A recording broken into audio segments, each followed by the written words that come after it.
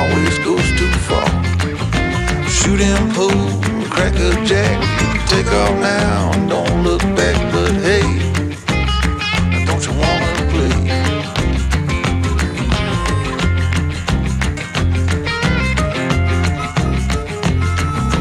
Hold on, sugar, why you look so sad? Come on now, mama, ain't nothing here so bad. You got fast cars, movie stars, party on down the street with Mary Jane, good cocaine, plenty down there to eat. Double down, throw some dice. Proudly brought to you by ICHECK TPMS. Alright guys, welcome back to another episode of Just Vanning It. Firstly guys, we apologise. We're supposed to reveal our vehicle this Sunday, but unfortunately we've had a few delays and we didn't want to bring you a half-built car tow rig, so we're going to have to push that one out to next Sunday. So sorry, we'll have to keep you in suspense for one more week, so we do apologise. So we brought our recapped Gib River Road forward, and this video we're just going to talk about our experience on the Gib River Road, answer some questions that were asked and comments that were said about the fuel, etc, etc. And if you're wanting to prepare for these type of missions or adventures, we hope that possibly this will bring you some insight, bring you a bit of help, bit of insight, and yeah, so wow, the Gib River Road. And just to mention, part of our big week this week was me falling out the caravan, all 3 stairs, and not gracefully. So fortunately I didn't break anything. I think I'm sort of well padded, but I don't even have a decent bruise or war wound. Sue's gone straight over. So what actually happened with the rain here in Melbourne, the step got a bit wet. Sue's gone out. She's actually on the phone to the friends that we're staying with. She's fallen out. I've tried to grab her. She's fallen back onto the ground, but didn't hang up on the call, didn't say, hey, let me call you back. I picked her up, made sure she's alright, and she's just carried on the conversation. So there you go, dedication, eh? Dedication.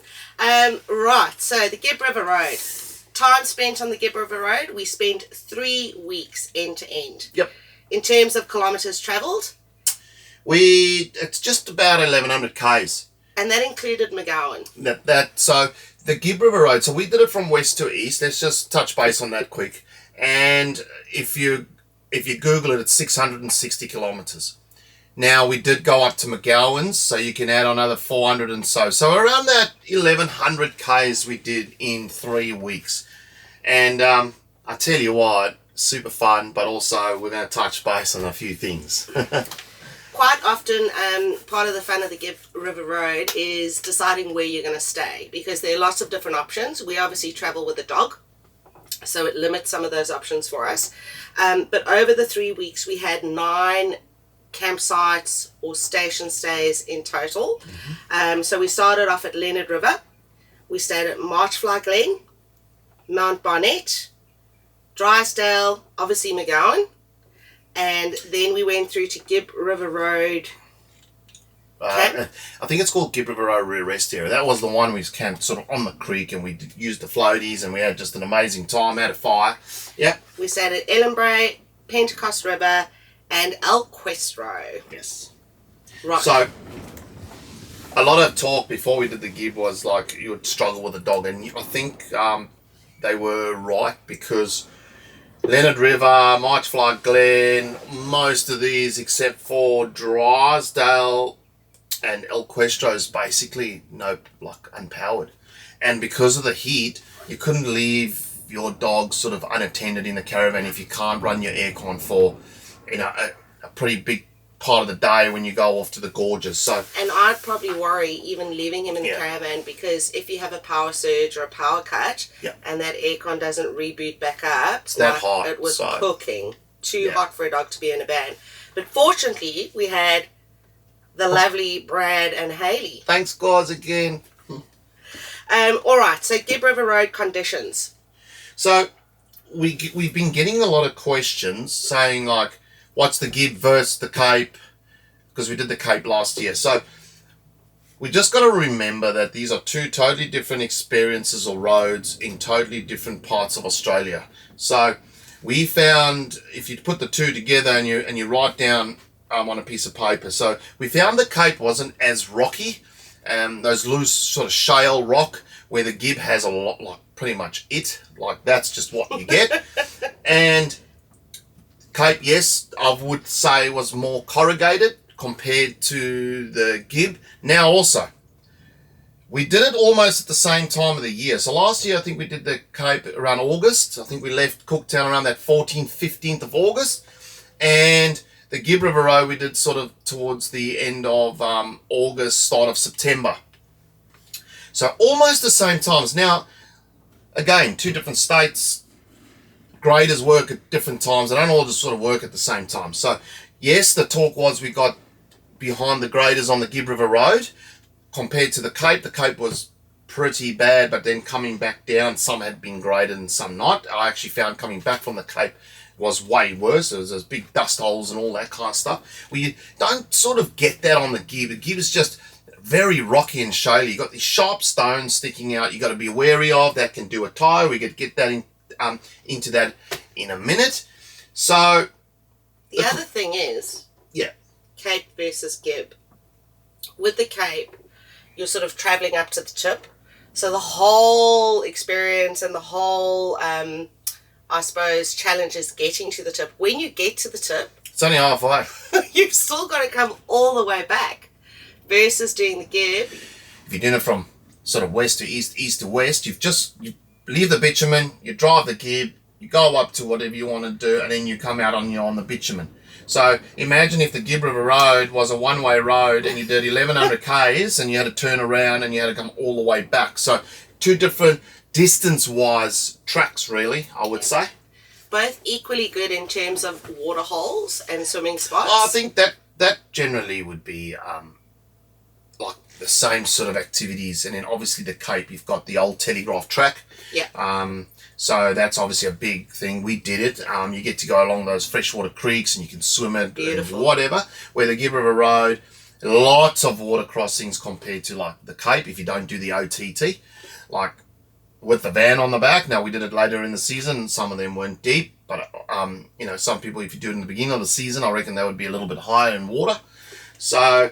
And obviously with the Gib as well, all the gorges. Yeah. Absolutely stunning. So one of the things you said quite often on the Gib was the difference visually, just in like, you've got all the hills like and the range, gorges. like I don't know, the Cape just seemed to be like, if you don't do the OTT track, it's just, I wouldn't say it's a flat road, but you sort of go and you trees and you just sort of go up, you turn and you go across the Jardine River up to Cape York, where I found that the Gib River Road had a lot more like ranges and you were down between them and you can camp, and then you come up out of one and it's the scenery on the Gib is, from a bird's eye view, is just amazing.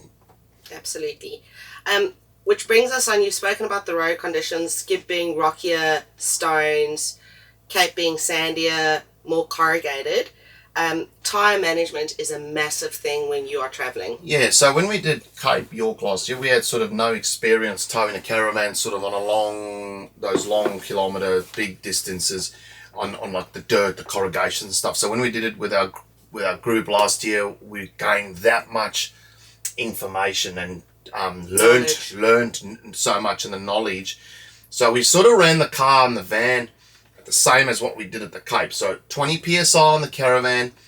Now, when you drop the tyres on the Gib River Road, you've really got to watch your sidewalls. I'm no tyre expert or anything. We're all learning, and it's just what I think I know. When you let your tyres down, your sidewalls are more exposed to them sharp rocks. So it's a good idea to have a good set of tyres. Now, there was a lot of sort of feedback coming out of the Gib where people have been doing tyres on that one bad section. And, we just dropped our tyres at 20 PSI. We did it, and we come out and skate, touch wood.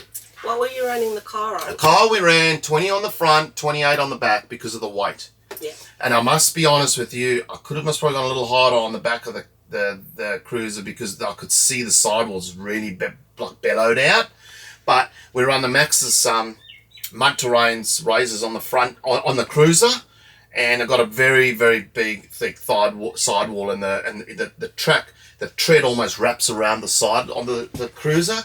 And between the two of us traveling, we would radio each other. I mean, you're doing that 40 to 60 k's sometimes on the better parts. You're doing a little bit more because you've taken the air out of the tires. You're sort of just hovering over the top. Sometimes it's just too late for those sharp rocks, but you can only try your best. So touch wood, we didn't do a tire. So tire pressures are good, but I would advise, have a look at your condition of your tires.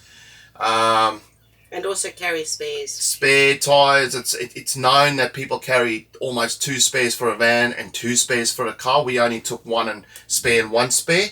We'll get into that in a minute when we get down to the cruiser. Why? And there are places along Drysdale look like they did tyre repair. Now, I don't know what it cost because we didn't do a tyre. I don't know what tyres are available out there. So just be like it is in a remote area. You can't just fly in a BF Goodrich tyre or Maxxis or whatever. I don't think. He's got a few bit going on there. And then I think there was another one, I think Equestra. I think I saw like a little mechanical shop there. Don't quote me on it. But yeah, so got to be prepared. Have a look at your tire conditioning of tires before you would do a trip like that, and even the Cape. Like if they don't look good, it's going to pay to replace them in say Broome or Darwin or Alice Springs. I'm just trying to think, or even if you're coming across from the East Coast, you know what I mean? Just have a look at it. Be more prepared. Yeah, 100%. The chassis did really well. We obviously didn't have Are we moving on to the Caravan now? Oh, sorry, we're talking about the Caravan. Sorry. We are on the Caravan. You should have had a cup of tea. I should have. Yeah, there we go. So the chassis did really well. No cracks, no damages, no bending. We did see a van that had completely buckled, and you see that across the Cape and across the Gib. It's a reality of travelling in those areas. We don't know what caused it. Was he running the tyre pressures and that type of stuff? We don't. That's everyone for themselves, but it's not nice to see. And that was on a single axle Caravan. Yeah. So not saying a double axle, a dual axle is any better, but yeah, we did see that. Yeah. We had no damage to the Caravan other than 2 broken fittings. I think it was 1. Was it 1? I think it was 2. Diesel heater. Yeah, the diesel heater. So I ripped off the pump in the front. So what we've done is we've replaced that whole the system. The diesel heater was broken, to be fair, but it's all been fixed. And 1 water tank fitting, where we managed to come across Dazza and Leo, which had that fitting. Yeah. And I did say before that, but I just couldn't find brass fittings. Now, you can put the pool noodles around. I'd say do it. We never did it. And if you're in a big metro area, I think I've touched base on this a few times, see if you can change the fittings out to brass. I don't know. I think it's not a bad idea. Or even if you can what I also saw was maybe I should have, because of all the roads being on, maybe just tuck the pipes back up nicely and put maybe a shield there or something. I don't know. But obviously all the stuff that you add to your Caravan just adds weight. Preparation pieces, obviously, with the Gib to prepare for the stones. Now, we went with rock tamers. You're the technical man. So, you can chat through that. We were doing the Gib, then we weren't doing the Gib, then we were doing the Gib, and then we did the Gib. And we tried to get a set of the stone stomper, the net that goes. Now, Brad and Haley ran that on their Caravan, and we could at a 67-week wait, and we were like a week out of doing it. So, if we waited 7 weeks, we would have missed the season. We would have come down the west coast. Not a bad idea. I managed to get my hands on a set of rock tamers. I thought at least try something, but I think it's an installation fault. A lot of people reached out and said, mate, your rock tamers are dragging on the ground. They were, and I think that most probably added to rocks flicking up, and I should have maybe trimmed them or had them not on the ground as such. So I think that was actually more of an installation fault than a product fault at all. But if you asked me, I think a lot of our friends run the stone stomper, not the rock tamers, and I do think that is the way forward. We would be getting that on our new van. We will definitely be getting that on our new van, 100%. The other thing that is really pertinent to both Gib River Road and Cape York is dust. Oh, the dust.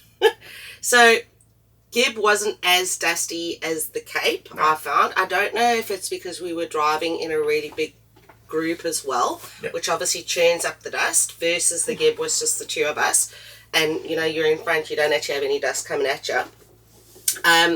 But we've got the Dometic dust reduction system. And again, go tech. We needed another 2 filters, I reckon. Yeah. Another 2 filters on that. We had it, but not just that. The dust got in to the canopy, the car. When I got back here, we had to obviously get it cleaned up. And it's sticky dust. It's just gotten into everything. But it's not something you can hose off. You've actually got to get in and you've got to wipe it to get it off. So absolutely. I'm glad I got it. And I haven't had an experience with any other dust reduction systems, but I remember it working really well when you got a new filter, but then that filter just clogs up. So carry spare filters. Yeah, 100. I'd recommend at least 3 filters when you do each trip. And water. So water wasn't really a problem on the Gib. There was plenty water available at the various station stays. And it was just about, you know, you're doing 3 weeks. We had 9 stops. Out of those 9 stops, we probably had 4 of those that supplied water. So it wasn't an issue at all. I will leave you to the fuel, because this was probably our biggest challenge. Yeah, fuel. So this is the question we got thrown at when we went up to Caravan with the fuel. Now there's a few reasons why we didn't have the extra fuel is weight. So we don't have a long range fuel tank on the cruiser. And the jerry can that I had of diesel, we worked it out that I had actually had that diesel on the back of the Caravan for over a year. Yeah. Because the diesel heater, we haven't been using the diesel heater. The diesel's just been sitting in there. And actually, I know it sounds weird, but I totally forgot. I should have just taken it out and put it in the cruiser months back and then topped up with new diesel. Yeah. And also, at that time, Caravan had fuel. Yeah. So once we had got up to Caravan, what happened was the people that run the servo up there, we believe it's like part of the missionary group, and how they do it is because it's not very high tech up there, they write down the litres of fuel as people put in, and somewhere along the line, they miscalculated it out and they fell short 2 weeks of fuel. So it sounds like generally you could get fuel up there, and it's only fuel on a Wednesday and a Saturday between 8 and 10 both days. So still our fault. We're not saying that it would have made our experience up there a little bit less stressful, and being able to get fuel, most probably might have stayed a couple of extra days, and if the fishing was good, and we just had access to some fuel. So the reason, a lot of people, why would you go all the way up there, and why wouldn't you carry fuel? Well, it's all down to weight, and we did have diesel, but it was old. And I've got it now. I need to get rid of that diesel. And it's something not that easy to get rid of because you can't just pour it in the fuel tanks or give it to a mate to say, hey, use it, because it's over a year old. And I believe diesel does become it thickens or goes like a jelly after a while, and you don't want to be putting that in the tank. So, but fuel in general wasn't a problem? Fuel in general, other than take Caravan out of it, we got fuel at Mount Barnett, we got fuel at Drysdale, and we got Ellenborough. No. We went all the way after that, and El Questro's got fuel. Yeah, you pay was very close to $3 on an average right across the board. If we had got diesel in Caravan, apparently it was like $3.50 or $3 something for diesel, $3.85 for fuel. But the reality is, Caravan, if you see the road that fuel tank has to go down, I'm happy to pay $3.50 for fuel. It's wild up there. Yeah. Food. So, food's a big one. It generally depends how long you're taking to do the Gib, obviously, as to how much food you need. Best place to sort of stock up is probably Derby, coming west to east. The So way Derby we had went. a Woolworths, and I do believe Kununurra's got a Coles or a Woolworths. So those would be your two sort of, because we come from the west, and then if you're coming from the east, that's sort of where you can. But one hot tip we learnt, especially in Broome, we know it's remote, check the expiry date on anything that's got an expiry date on it, because we were buying meat the first time in Broome, and it was actually expiring on the same day. Or the next day. Or the next day. And there was no like special tag on it. So when we went back to get food in Broome and Derby, we would check the dates. Yogurts, butter, anything cold, meat. Our tomahawk steak was off when we got to I wanted to cook it. It was totally off. And I froze it straight away, same day. Froze it straight away. There so we go. just a hot tip out there. And it's fair enough that it's because it's that remote. You know, trucks having to take it all the way up. I mean, you got to understand these, like, you know, Kununurra and all that's really remote. Just a hot tip. So no one else battled, just us. Now, there is food along the way. So obviously the station stays have restaurants or takeaways that you can actually order a meal. And there are some sort of basic supplies at those station stays. So I think Mount Barnett had the biggest supply of stock. Mount Barnett was the biggest. They had quite a bit, actually. I was quite surprised. Yeah, you pay an extra money for it, but you can stock up at Mount Barnett. This is the time we went through. They had some meat that was frozen. They had frozen bread. They had like your noodles and all that kind of stuff that you could get through. But Drysdale didn't have much, but they've got a great restaurant there, and we ate there. Yeah, we did. And then El Questro only had some chips and some milk and stuff. Very basic supplies. But El Questro is only an hour and 10 minutes to Kununurra. So if you're coming from the west over and you wanted to stay at El Questro for a bit, you could most probably pop in, pop out. And then if you're coming from El Questro side, east to west, Mount Barnett, you could get some stuff. And then Derby's got the Woolworths. There you go. No alcohol across the Gibb. No, nothing. Or at least to purchase. Yeah. What you can do, though, is if you can catch fish, you can feed yourself along the Gibb. So it depends how good a fisherman you are.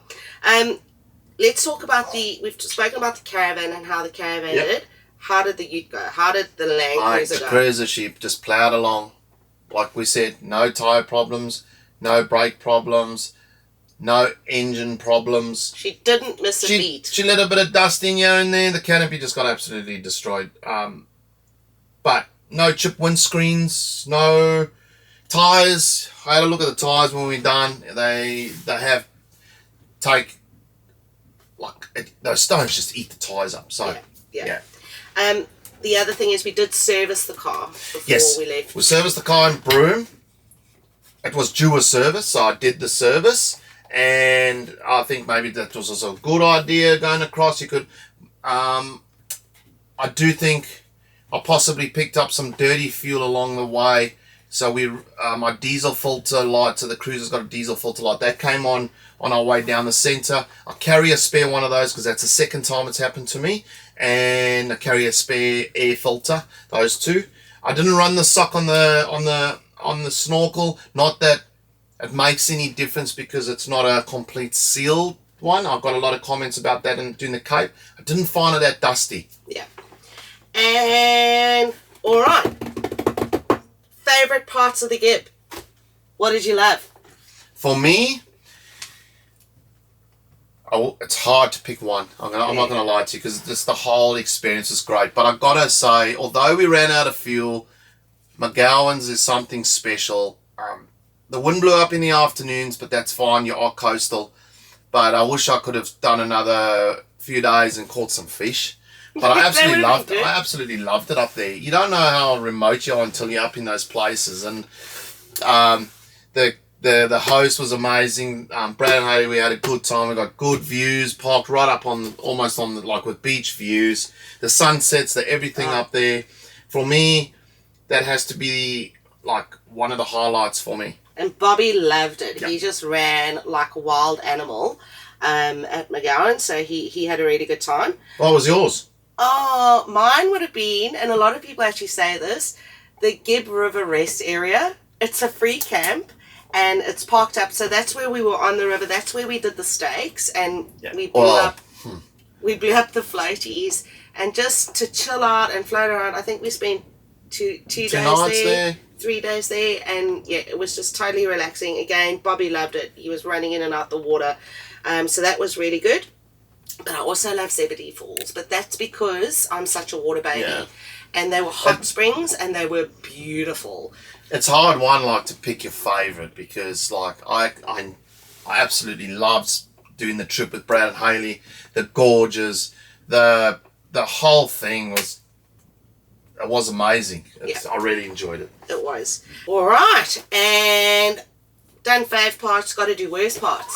Well, I just said earlier, like, my favourite part was McGowan's, but there was a stressful side behind McGowan's as well.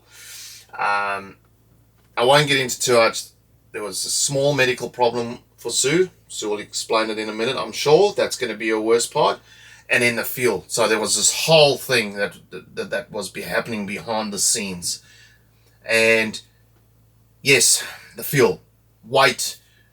We had a backup plan that we could drain Brad's sub-tank, get some fuel. We were about 30-40 k's short to make Drysdale. You would have seen in the episodes. And we only needed like 20 litres of fuel. Brad had enough, but that means they wouldn't have been able to go to Mitchell's Falls, because they would have had to come back to Drysdale to make sure we got there, and then they would have most probably done a day trip back up. So fortunately it didn't muck with their plans, and we managed to get old mate to buy some fuel. But then, you know, Sue had this this small medical, but it's all the stress. Yeah, I'm glad you were worried about me, love. But it, literally, my eye just came up. So you would have seen in a couple of episodes, if you look back, I've had a very puffy left eye. And I thought it was just a sty at the time. So I wasn't actually too worried about it. I thought we got a couple of days, it's a sty, hot compress, it'll go down. But as sort of time went on, it didn't go down. So it sort of went down, but then come back. It came back up. Then it went away again, and it came back a bit. So that's when it. But by then we've now moved ourselves down. Sort of we're heading towards El Cuestro, Connemara way, when it's starting to most probably come back up or go back down. Yeah. So that started becoming quite a bit of stressful. Sorry. Yeah, no, that's good. So and that's when you realise how remote you are, because there's nothing you can do other than sort of a warm compress. But yeah. Hopefully it'll be sorted out soon. I've got an appointment in 2 days. That and Bob and the Bull. Yeah, nearly gave me a heart attack. We didn't record that. And Brad and Haley can talk and can have our back on Brad this. and Haley saved Bob's life. Oh, I was on the phone and Bob was on a lead, but the lead was a bit too long, and the Bull's come up behind the van. We were parked on that Gib River rest area, and he's had a go at the Bull. Like, he thought, no, game on, I want to play with you. And the Bull's gone. Brad and Annie were around there. They saw it all happening. I was on the phone. I've yelled the screen. I put the phone down. Gone around with, I don't know, screaming and shouting to try and get the Bulls to go. The Bull's gone. Almost smacked the van with his horns. Bob's still trying to have a go. We've managed to pull him, get him back inside. That kid. Yeah. So those things can turn around like that. You know what I mean? Yeah. And would you do it again? Yes. That was quick. Yes. So that's a definite? Yeah. Right. If you did do it, would you do it exactly the same, or what would you change? Well, I must probably do it from east to west next time, and I would do it in a different time of the year. I might do it earlier in the season. Now, there's a few reasons. The guy, what is his name? Harry, wasn't he? Yeah. The camp host up in McGowan said the earlier part of the season is better for fishing. So I must probably go up and have a better chance of catching a fish. The creek crossings would come a little bit more, it would be a little bit more higher, so that would add a bit to it. There was a couple of dry ones. I don't know, maybe no one wants the water crossings, but I don't know. It makes part of the trip. Yeah, and we left a lot of stuff to do. Yeah, we didn't do everything. Well, we couldn't do everything because I was working, so we were restricted because the actual gorge walks all closed down at 10 a.m. If you're not in the gorge or on the walk, you can't do it because of heat. So we weren't able to do any of the gorges during the week. We could only do weekends. And I don't know, I love doing it with Bobby. Absolutely love doing it with Bobby. But I might have him go on a little resort holiday stay. Oh, thank you. What's that? I don't know. I might put Bobby in a little resort stay. I think So we can get to some of the areas we I think get Sue, if we could do it when Sue wasn't working, and I think we've left enough for another adventure across there. Absolutely Mitchell's Falls, Manning Gorge. There was another couple. Yeah, there are plenty of gorges we didn't do. There was El Questro, Emma Gorge we didn't do. So I think we've left enough parts along the Gibb to say, hey, it's worth doing it again. So I would refresh the fuel. yeah. And we've already said it. We'll get is it a stone stomper? Yes. Yeah, a stone I stomper. get confused as well. Stone Stop is the mesh one. But That's the other than first that- thing we're doing. That's the first thing I'm doing when our new van, Is ready. is there. I think we did pretty well though, considering. Mate, we had an absolute blast of a time. Like, I can't explain it. It was really that good. Even travelling along in the beginning with our other friends, Dazza and Leo, that we met on the road, that it was just amazing. Definitely made it travelling with Brad and Hayley. So, I mean, it's always nice to travel alone, but we really love travelling with others. We love... especially on a trip like that, Yeah. Cape and stuff like that. It's nice. It's an adventure you can have together. You've got each other's back there if something goes wrong. You work together. You radio each other. Sort of, It's a camaraderie. and you sit around the campfire at night and have a yarn of the day. And Oh, I can't. if something did go wrong, like the water tank for us, and at the time it's pretty stressful. You're losing water. Water's pretty precious. And then you sit around a campfire and laugh about it, your actions and how we managed to fix it, and then finding that fitting from Dazza along the way. I mean, what are the chances? Otherwise, we would have things. So, yeah, I think, I can't wait for another trip along the Gibb. I think it's going to be awesome. And the thing about these trips is, like, they are busy. It's a load of adventure. They're tiring because, I mean, you're so busy. Those roads take it out of you. Yeah. Do 2 hours on that road. It feels like you've done... So, like, from Drysdale up to McGowan's is 209 k's, I think we measured. It took us 6 hours to do that. Yeah. That's 6 hours of just concentration, braking. We're filming as well. Yeah. And we're stopping for lunch, Bobby, and then we're doing creek crossings, and you look at it and go, oh, and you just sort of crawl through it. It's an awesome day, but I tell you what, it takes it out of you. But that's what the adventure's about.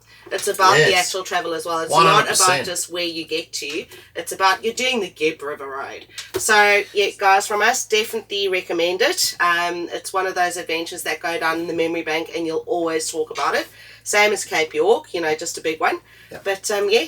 If anyone else has any questions on the Gib that we haven't touched base on anything, hit us up, drop a comment, or reach out to us via Facebook or Instagram. We can possibly try and answer it for you. But guys, thanks so much. I'm going to wrap this up because I'm going out to finish on this tow rig that we're busy building.